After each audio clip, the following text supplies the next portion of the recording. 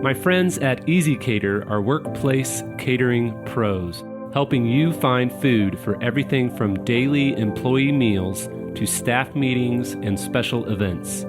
Visit easycater.com/leaderassistant to find out more.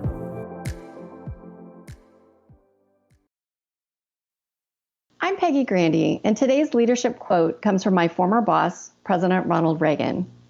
He said, "Whatever else history may say about me when I'm gone, I hope it will record that I appealed to your best hopes, not your worst fears, to your confidence rather than your doubts." The Leader Assistant podcast exists to encourage and challenge assistants to become irreplaceable, game-changing leader assistants. President Ronald Reagan chose Peggy Grande to work at his side for 10 years, and together they created a powerful partnership. Serving as his post-presidency executive assistant, Peggy was the liaison between Ronald Reagan personally and his staff, the public, local dignitaries, and world leaders. She ensured that his events, travel, personal and political relationships, and day-to-day operations were handled efficiently and effectively. She had a front row seat to history and got to know Ronald Reagan the man, not just the president. She drafted and managed correspondence for his original signature, reviewed invitations, scheduled visitors, appointments, and phone calls, and attended to a wide range of office and personal needs. Peggy traveled with President Reagan regularly and was also his post-presidency official photographer. As a keynote speaker, Peggy shares principles of leadership and excellence with corporations, nonprofits, C-suites, political groups, students, and executive assistants. Peggy is a graduate of Pepperdine University with a degree in organizational communications and business. She lives in Los Angeles with her husband and their 4 diverse and accomplished children. I'm super excited to have Peggy Grande on today's episode. So without further ado, let's jump right into the interview. Hey everyone, thanks for tuning in to the Leader Assistant podcast. I'm very excited today to have Peggy Grande, the author of The President Will See You Now, her stories and lessons from Ronald Reagan's final years. Peggy, thanks so much for taking time out of your day and joining us on the show. Thank you so much for having me on your podcast. Well, I'm going to jump right in and ask probably the question that you might get asked often. How did you end up getting the job of executive assistant to President Ronald Reagan? Well, it was one of those things, it had to have been meant to be because it's highly impossible how it happened. But I was always that nerdy little kid that loved presidents and politics and government. And I grew up in Southern California, which might as well have been a million miles from Washington, D.C., but somehow it was just something I was really fascinated by. And so fast forward to I'm in college. I decide to be a communications major because I don't think politics is going to be a very practical way to go.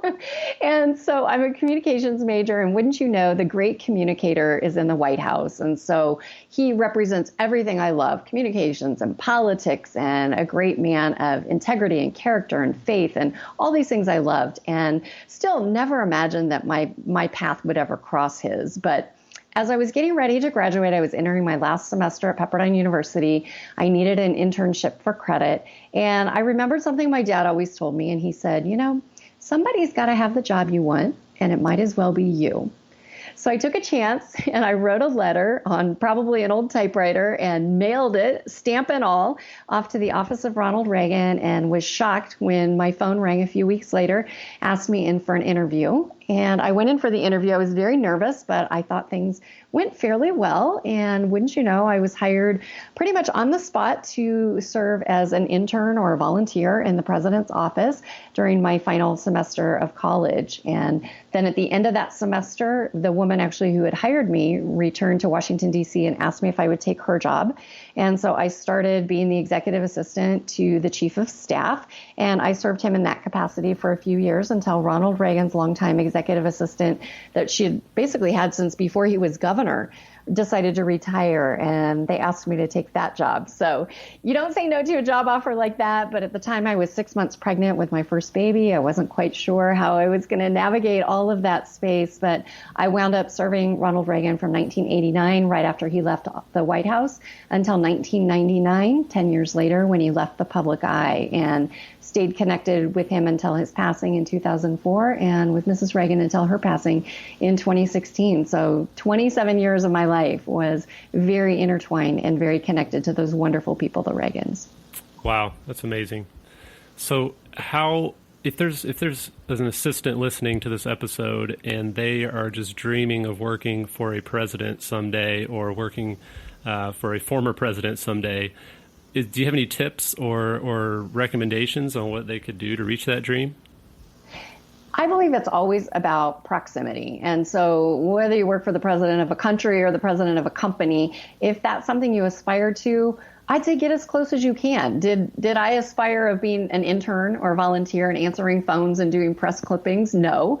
I don't know that I ever even could have aspired as big or dreamed big enough to serve a president, but I knew that that was an arena that I wanted to be in the middle of. And so I was willing to take a job very much at the bottom of the totem pole and just lean in and do my best there and figure out how my little role fit into the rest of the office work, and just really put forth my best effort, learn and grow, and try to be there every day and pursue excellence. And so I'd say get as close as you can and then work your way up from there.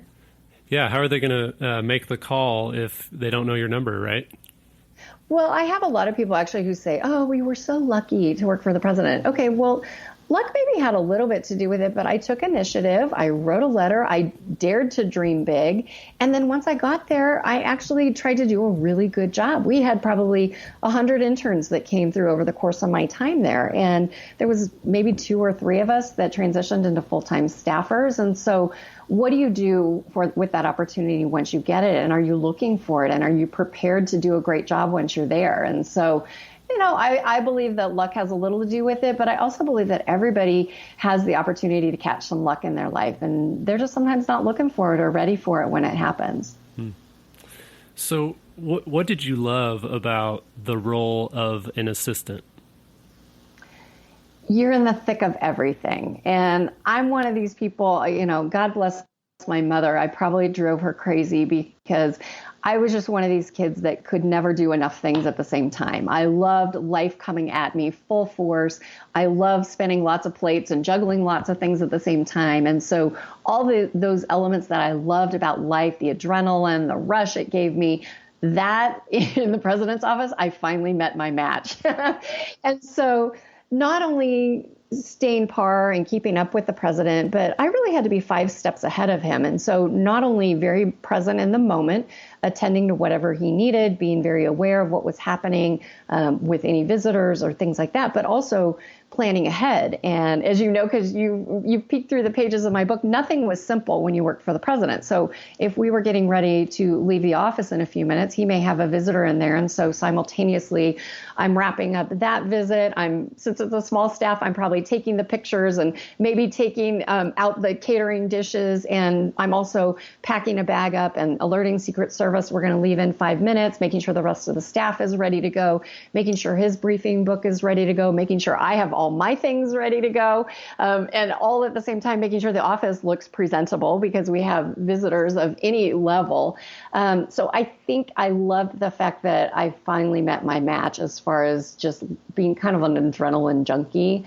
Also, it was very special to work for somebody who every day impacted positively the lives of others. And, politics aside, whether or not you were politically aligned with Ronald Reagan, he was somebody that you couldn't help but meet and like personally. And I watched time and time again, he'd look people in the eye and shake their hand and speak to them. And their lives were forever changed, just even in that moment. It was a very special moment. And he never missed the opportunity to positively impact the world and the people around him. And it was very special to be part of something like that.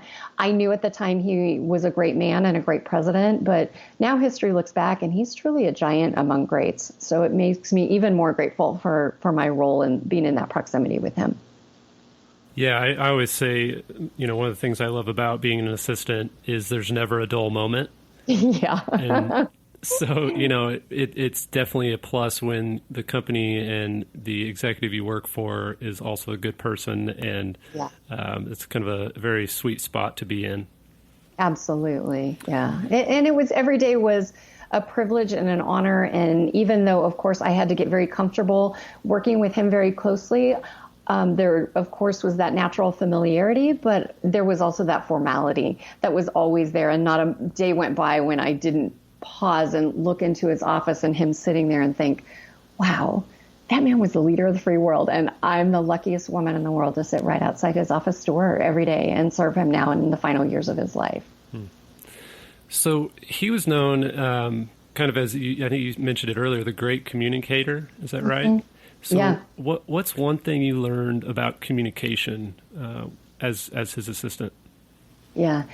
His communication style was phenomenal in the sense that it was always focused on the audience or the recipient. So he didn't just have things he wanted to tell people. He always thought about his audience and carefully considered their point of view, where they were coming from, their station in life, and what he could do to inspire them and encourage them.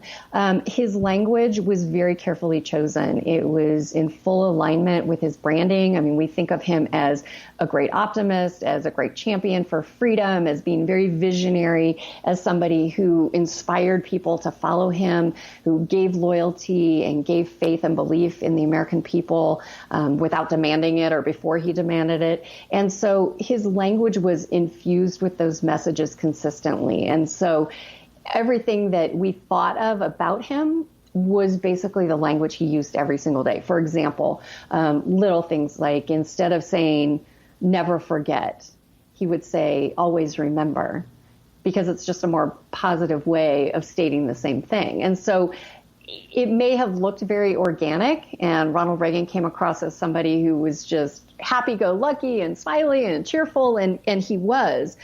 But what people didn't realize is all the very careful, dedicated, disciplined hard work that was behind what then came across as looking very effortless. But there was intentional thought put into every word that he used, and it infused everything he did. And that's why we remember him in the ways that he did. He was very consistent with his language.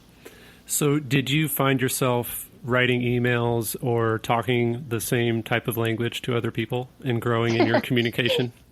Absolutely. And in fact, it was funny because I wrote for him so much, whether it was editing speeches or writing his correspondence, or even the way I would speak to people on the phone, very much trying to mirror how I know he would have treated them if he had had the opportunity to. Because, for every 100 people that wrote to the office or called the office and wanted to talk to him, probably one or two got him and 98 or 99 got me. So what would they think of him because of their interaction with me? And hopefully at the end of that interaction, they were still fond of him and admired him and looked up to him and felt like they had been heard and validated by him, even if it was through me. But so post working for him, it did take a while to actually find my own language and my own style. And in fact, when I first started writing my book, that was one of the comments that my senior editor gave to me. I sent a couple of chapters in, and he said, Peggy, do you know what a memoir is? And I said, is this a trick question? I think so. And he said, you have to tell your own story, not just his. And that stuck with me because I think so often, especially as assistants, don't we tell the story of our company or our boss or our product? And so often we write ourselves out of our own story. But I found that we could see my boss better. We could understand him and relate to him more if I told my own story. And so rather than being an interruption to his story, I became the very vehicle by which you get to see him. And so I then started telling my story in the way that I saw him. And so it wasn't just talking about Ronald Reagan, but it was taking you into the office with him. What did I see when I walked in the door? What did I feel? What did I think? What did I witness? How did that change my life? And how do I think that those stories still have the power to impact? And so, yeah, it was a little difficult trying to unwrite like Ronald Reagan and learn to write and really write myself back into my own story. So to kind of dig a little deeper on this one, so did people, you mentioned, there's obviously a lot of inbound requests. You had to say no to 98 or 99 out of 100 of them, or at least you had to handle it versus them getting to President Reagan. Did people try to get close to you just to get close to him? You hope that that's not the case. But of course, after working for the president for 10 years, it was very interesting to see when I no longer sat in that seat who my real friends were and who kept up and who kept in touch and who had a relationship with me that really was lasting. And, fortunately, there were so many people that I met over the course of the years that really turned into wonderful friends. I actually would laugh at the people who would call and treat me like I was an obstacle and be rude to me and things like that. And I'd think, okay, now you're trying to get through me to my boss and you're being rude to me. That's probably not going to happen, So they don't realize, the president may be the head, but, the assistant kind of gets to be the neck sometimes, and we can steer the boss toward or away from things and people as we wish. And so I always laughed at that dynamic. I thought, this is just not going to play well out for them. Yeah, so I've had those experiences before where I feel like people are trying to get to my boss, so they come talk to me or they say, "Hey, how's it going?" And then next thing you know, they're asking about my boss and what's my boss doing or and it just felt, I didn't really realize this until I was transitioned from my prior boss to my current one, how dehumanizing it was, and just the fact that it's like, okay, like I'm a person too. Right. So how would you, it sounds like you had some of that experience, like you said, when you were done working for him, you found out who your real friends were. How did you kind of deal with those types of interactions or that realization? And what would you say to other assistants listening who are also being, really used like this type of, get to you to get to the boss? Yeah. My criteria always was, is this something that's best for the president? Is this something that is in alignment with his vision and what he's prioritizing right now?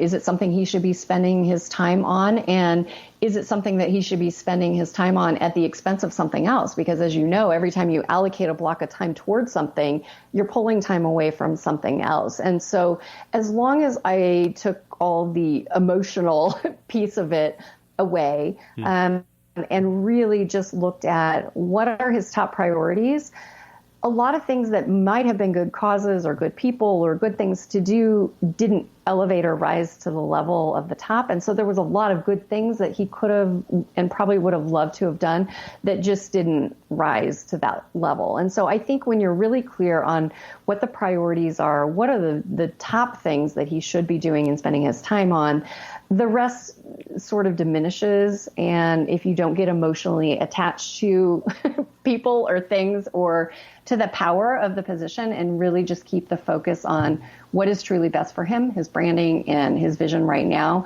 then the rest kind of sorts itself out and it actually becomes really clear. It's when you get sucked into personalities and the emotional components of it that I think it gets distracting. So I think just having a really clear, focused vision of what you need to be doing, then the others, it's just predetermined that you're not going to be doing that by default. Have you found it difficult? So like, you'd be very professional. You try to keep the emotions out of it. Did you find it difficult to then flip the switch to be emotional with, family and close friends? Because I'm sure you were pretty busy during that stretch, those 10 years. Yeah. Yeah, I got married and had 3 of my 4 children while I was working for the president. And so running a household of little kids with a very high pressure, stressful, demanding job. I have a husband who was a saint, and he was a great diffuser of a lot of that and a great sounding board for things at the end of the day. But as you know, it can be a very isolating job because even within the office, there's other people that are friends and that you're friendly with, but at the end of the day that there's certain things that only you know and that you are privy to and have access to. And so ultimately you're kind of on an island if you work for the top person because sometimes people don't want to share things with you or tell you things or include you in things because they know you've got the ear of the boss. And so it can be a little alienating. And so it is nice to be sure that you have a support system and have those things that help you feel human again. And certainly having little kids does that very humanizing, go from the president's very professional, polished, quiet, very perfect office, and then you go home and chaos ensues, organized chaos. But I also found that in a lot of ways, the way I ran the president's office was kind of the way I ran home too. I had to be super efficient. I had to be super organized.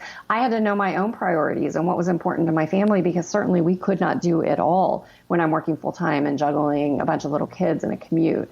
And so again, just being focused and being very intentional about the things you do and not getting sucked into the things that other people think you should be doing, but really sticking with what are my personal priorities, what's the priorities of our family, and put those in first. And then the rest, sometimes there's just not room for, and that's okay, because it's for a season. I believe that everything is for a time. And so if it's not the right time for this to be part of your life right now, that's okay. Maybe in another season of life, it'll be there. So did you have a hobby during your time with President Reagan, or did you pretty much have family, your husband, your kids, and the former president?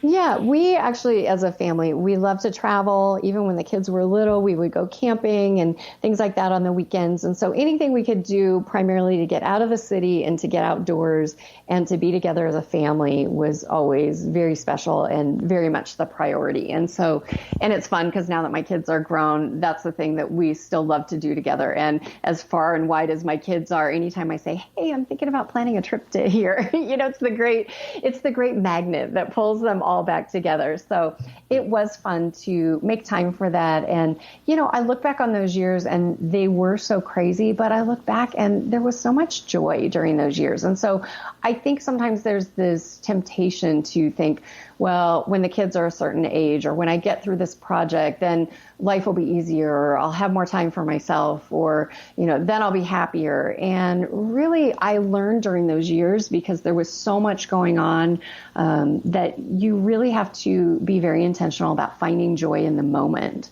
And working for the president, you would think that the black tie dinners and all the, private planes and motorcades and all the fancy things would be what really stand out in my mind after all these years. And while those are there and those were amazing, and as a 20-something completely spoiled and ruined me forever, because every time I get on a commercial flight, I'm thinking, I know how good it is to fly private aircraft. But when I look back on those years, there's something very special about if you could call them ordinary days in the office, where the president and I, this very young woman, this very elder statesman, had this great system and routine of accomplishment and having a destination in mind of where the day was going to go and what we were going to accomplish together, and really finding a lot of joy in those years. And so I would challenge people to not just look at the big milestones, but really look at, I guess, those ordinary days in the middle. And can you find joy in those? Can you find purpose in those? And can you find a way to look back on your time wherever you are, and not have wasted what you think is ordinary days looking for the extraordinary? Because there were extraordinary days, but there's something very special about those ordinary days as well. And especially as the president's health, of course, deteriorated, and the world knew about that. I began to savor more and more every day, regardless of what it was like. And we don't know how long any one of us have on this earth, or our boss, or our job. None of that's guaranteed. And so I think just finding gratitude and joy in every single day, regardless. Of course, it's stressful. Of course, it's busy. Of course, it's demanding. But look for the joy and look for opportunities to be grateful. So what was the biggest mistake you made as an assistant, and what did you learn from the experience? Oh, I tried not to make big mistakes, because when you work for the president, not only is his safety at risk, but also there's a whole lot of people following you. So if you turn the wrong way, you've got Secret Service and half the staff and all this going the wrong way. So my goal was to make as few mistakes as I could. Now, that being said, there are certainly things that happen that are beyond your control. I was so grateful for a boss who, when things did go wrong, he had a great sense of humor about it and would kind of give me that look as if, okay, I know this is not what you planned. I know this is not how you wanted this to play out, but it's okay, because he trusted that I had done my best. And, sometimes circumstances are beyond your control, whether it's weather, whether it's other participants in a program that didn't stick to the script or did something, they weren't supposed to do. And so I think his trust in me, knowing that I had absolutely crossed every T and dotted every I and tried to think through every scenario before we got to any place, and tried to communicate that very clearly to him so that there were no surprises. When things did happen, I think he was very tolerant, because they were fortunately very few, and fortunately, were things that I had told him how it was going to play out, and it didn't play out that way for one reason or another. And thankfully, he was the type of boss that took that in stride. Well, can you describe a time or tell us a story about a time when you saved the day for President Reagan? He's going the wrong way, or he's, signs the wrong document, or right, something that, most assistants deal with all the time. Yeah. There was one time in particular where you just kind of have to make decisions on the fly. And again, when it's the president, it's not quite so easy, but we were pulling up to an event, and it was a big outdoor venue that had been tented. So picture one of these big, like, circus top tents almost, but it was several thousand people in this outdoor venue.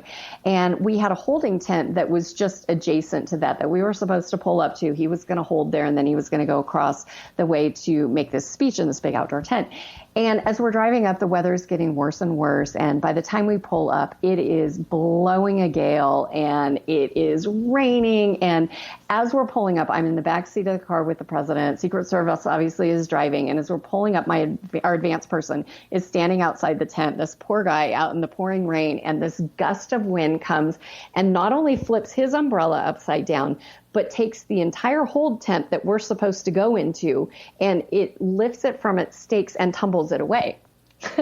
And so the president and I are in the back of the car and thinking, okay, well, there went our hold tent. So what exactly are we going to do? It's dumping rain. Thankfully, I'm in the car with the president, and our poor advanceman now is outside with no umbrella and no tent, just getting completely windblown and drenched. But he comes over to the window, and I said, oh, God, we got to figure this out. He's supposed to be announced in about 5-10 minutes. And so we decide that the president's going to hold in the car. I get out, we peek in, and we realize there's one table of people that we think we can get them to move, and we can probably just pull the car right in the side of this tent. So we work it out with Secret Service. We work it out with the venue people. I mean, the event is still going on. And so I go back to the car. I'm like, Mr. President, this is how it's going to play out. So we're going to open the door so you can hear what's happening, but you're going to be announced, and you're going to step out of the car, and you're going to go right up to the stage. And he thought, okay, well, that's all right. What we hadn't counted on once we moved the table is it had been raining so hard there was mud there. Mm-hmm. And so as he steps out of the car, he steps into a couple inches of squishy mud. And of course, he's dressed beautifully. He's always impeccably dressed. He's got beautiful shoes on. And all of a sudden he is stepping through the mud, and I am horrified.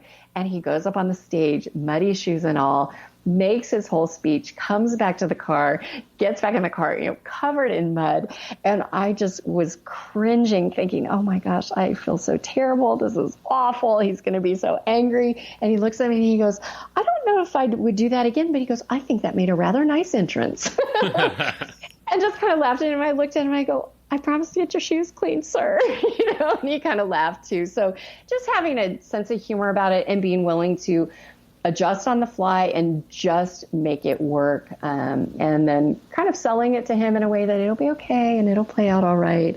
But he was a very good sport. And unfortunately, things like that happen. And he was always a good sport about it. Awesome. So how would you describe the job of an assistant in one or two sentences? I kind of have a different view on the role. And I don't want to contradict any of your former or future guests, but a lot of people see the role as being a gatekeeper. And to me, that conjures up this whole idea that your job is to block everything and keep it out. It's almost like a tennis machine that's pitching balls at you and you're trying to hit them back in a way as quickly as you can. And instead, I saw my role, instead of trying to keep everything away, I saw myself really as the gateway to the president. And so in my mind, what that meant was, a lot of things were not going to rise to the level of needing his attention, but I wanted it to be such that anything that needed to be on the president's desk would come through me, not around me. I didn't want it to be this game of, oh, Peggy's away from her desk. Maybe we can sneak this under the president's nose to have him sign it. Or maybe I can ask him about this when Peggy's out tomorrow or something like that. I didn't want it to be a game to get around me. I wanted people to know that the fastest and best and most efficient way to get the best answer was to be through me, not around me. And so I saw myself as being the gateway to the president. Anything that rose to the level of needing his attention, needing his signature, came through me. There was a lot of things that obviously were rerouted from my desk and it needed more information, or that wasn't a priority this week, but let's talk about it next week, or somebody else is already working on that. Put your thoughts together and then come back to me. And so a lot of things rerouted from my desk, but I tried not to just be this gatekeeper where everything was automatically a no and everything was, me against them and very controversial, confrontational.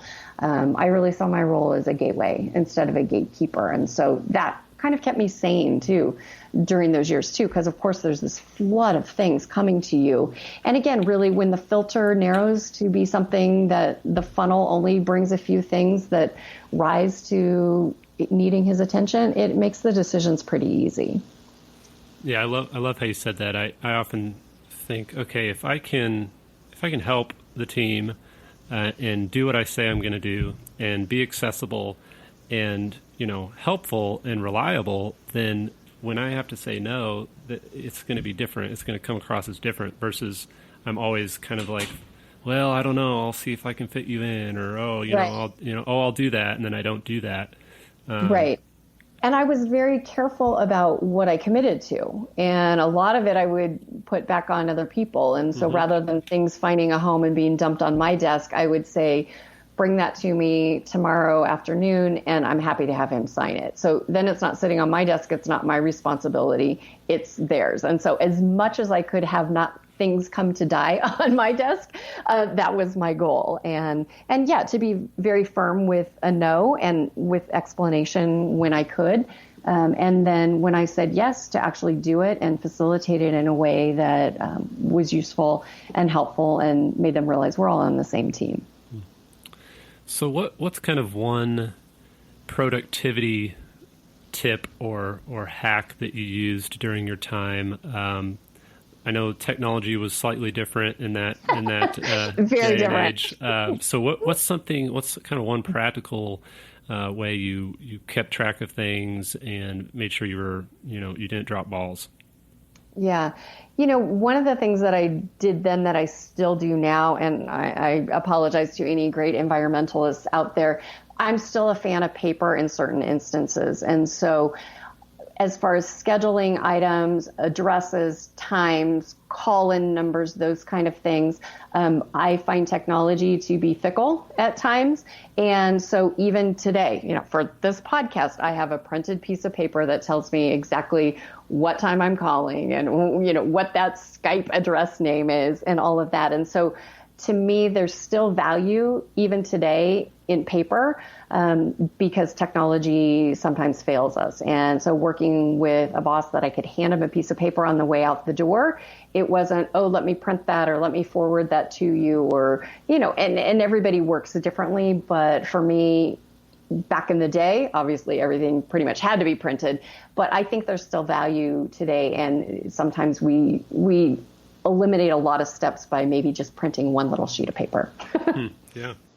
One of my favorite productivity hacks right now, though, that I use in my own personal business is something called Boomerang. And I don't know if you use it. just on my Gmail, because it keeps my inbox really clean. And so that way, whenever I want something to come back to me, it does. And then I can say, oh, I already took care of that and file it, or, oh, I need to remind that person to get back to me.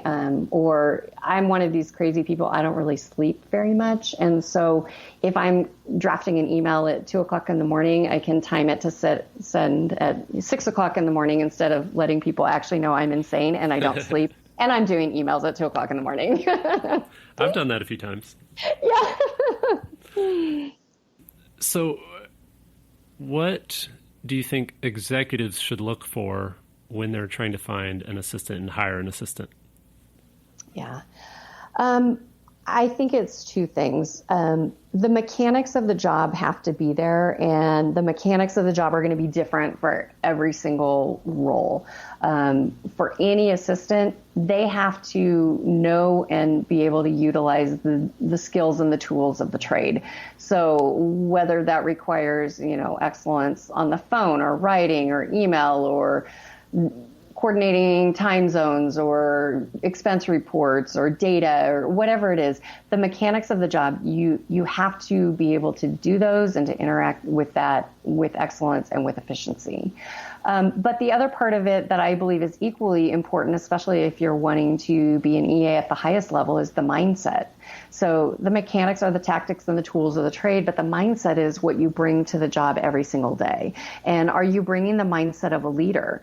And regardless of where you fall on the org chart, you have the capacity to influence the world around you. For the most part, the executive assistant knows more, interacts with more people, and has access to a wider audience than the boss does. And so that is a position of influence and leadership. And I believe every single day you have two choices. Am I going to use that to be toxic and pollute the world around me? Or am I going to be contagiously optimistic? Am I approaching my job with enthusiasm, with a willingness to serve not only my boss, but to be accessible and available and helpful to my colleagues and to our clients? And so I think that mindset of optimism, the mindset of enjoying the best seat and most exciting seat in the house, and approaching every day with an enthusiasm and an eagerness for the job, I think goes a long way.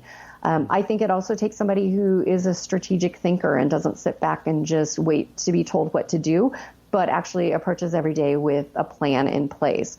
For the president, obviously, I would do anything he asked me to do, but I didn't wait for him to come in and say, okay, what do you want me to do today, sir?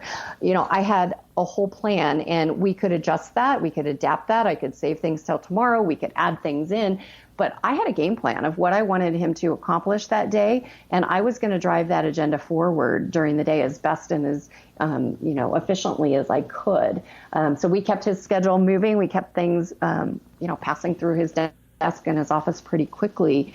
But that wasn't because he was saying, let's do this, let's do that. And in fact, my favorite thing was when he would come to my desk and he'd say, Peggy, I'm wondering if I can get a copy of, and I'd hold up a piece of paper and he'd look down and kind of get this twinkle in his eye and laugh and smile and shake his head. And he goes, how'd you know?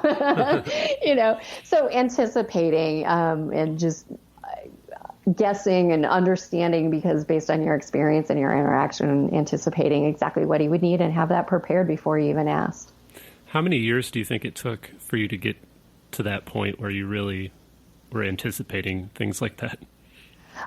Not too long, because when I came in as an intern, I was doing, of course, the jobs that I was asked to do, but I like to say I had big ears. So I was listening to the people around me, and I worked with amazing people in that office. How did they talk to people? How did they accomplish things? How did they diplomatically, ask the tough questions or say no politely? And so I felt like I had a lot of institutional knowledge before I even worked for the chief of staff. And then working for the chief of staff, of course, he's involved in everything. And in fact, when I was serving the chief of staff, anytime the president's assistant would step away from her desk or be out for a day or something, I would swing over and cover for the president as well, even then. And so he was somebody who was familiar to me. He was somebody I already had established rapport with. And again, he was a very happy warrior, so to speak. He came to the office with a skip in his step and an enthusiasm and an eagerness for every day. And so if I could model and mirror that to him, then we would work through the little things, but those were the big things that were important to him. How did I treat people that were important to him? How did I speak to people who were important to him? How did I, write and communicate on his behalf and in a way that hopefully would be reflective of how he would have done it himself?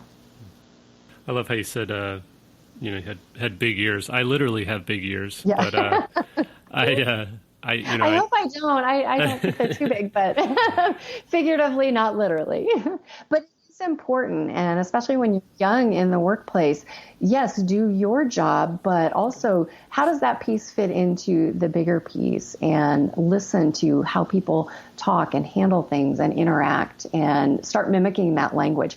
Even as an intern, I looked around and I didn't dress as a college student. I dressed as the staff. And so when they had a staff position open up, I'm dressing the part, I'm talking the part, I know what's going on in the office. It was a very natural fit, and I hope that it was an easy decision for them because I was there and in many ways already filling in that role. So when did you decide that you were going to write a book about this experience? Well, I think the book decided that it was going to write me because I never intended to write a book. And especially for assistants out there, we know that with proximity comes a great sense of privacy. There's a responsibility and an obligation to protect the integrity of the people that we serve. And so I actually never thought I would write a book.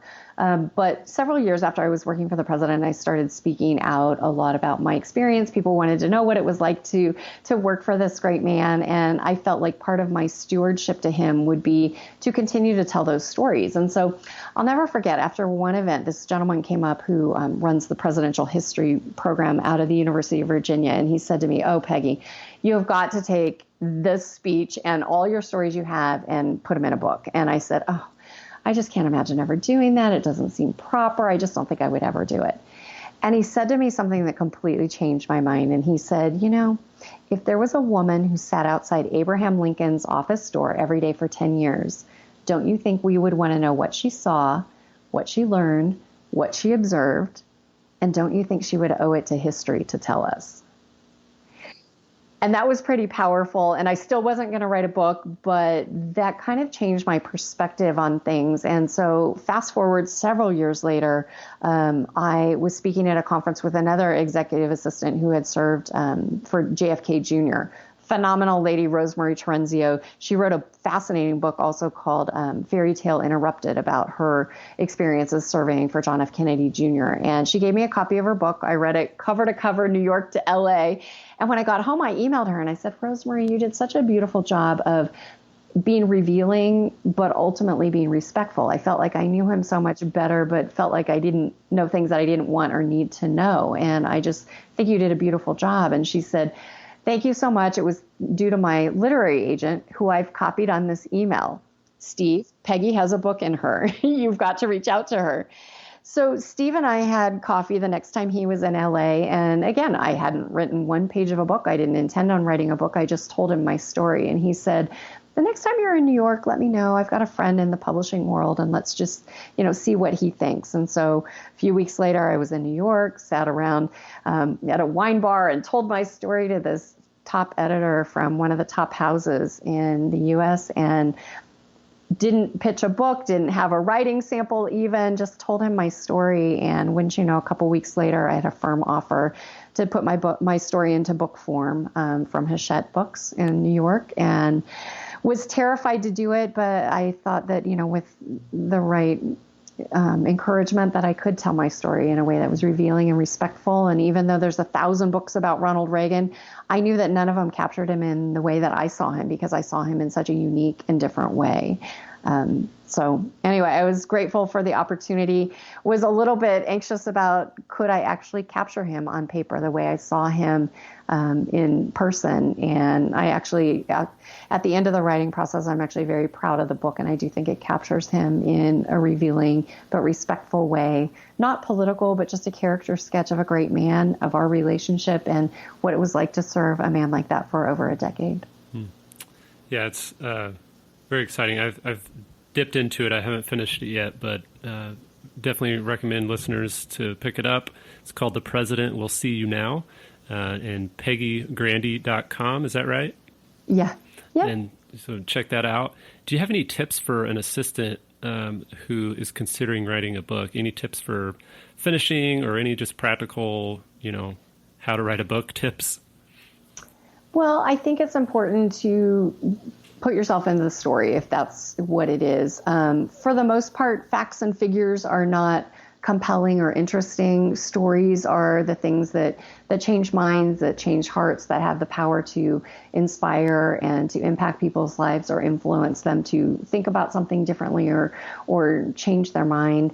And it's very difficult and very scary to put yourself out there and to be transparent, but in vulnerability also allows the reader to be more vulnerable. And that's the thing I would say that I get the most emails, that I get the most direct messages on social media, is people are very grateful that I was willing to open myself up and to kind of tell the good, the bad, and the ugly. I mean, I don't always play out as this perfect character. I talk about my worries and my struggles and my challenges in the book as well. And so that's difficult. It's easier to write about yourself as Wonder Woman than it is to write about yourself as a regular woman.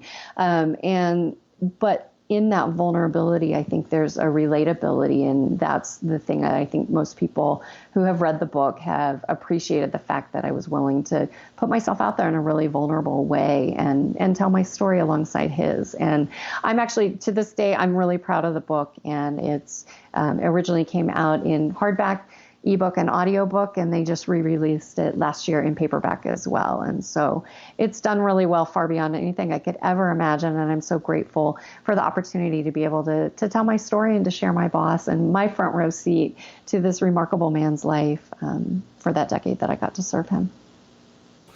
Great. Well, Peggy, thank you so much for taking time out of your day to chat with us. And my listeners are very grateful for the unique viewpoint that you provide. And I hope they'll check out your book. And yeah, thanks so much for being on the show.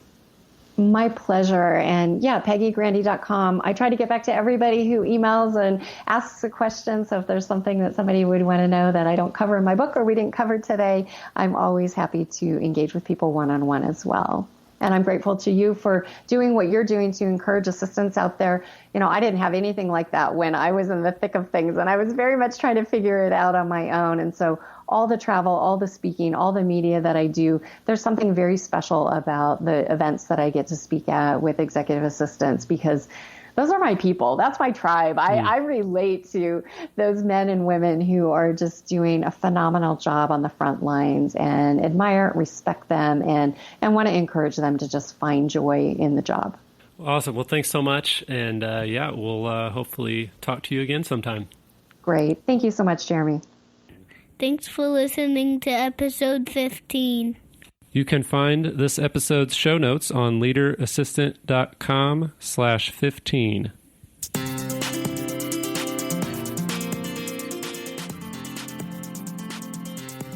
Help my dad out and leave a review on iTunes.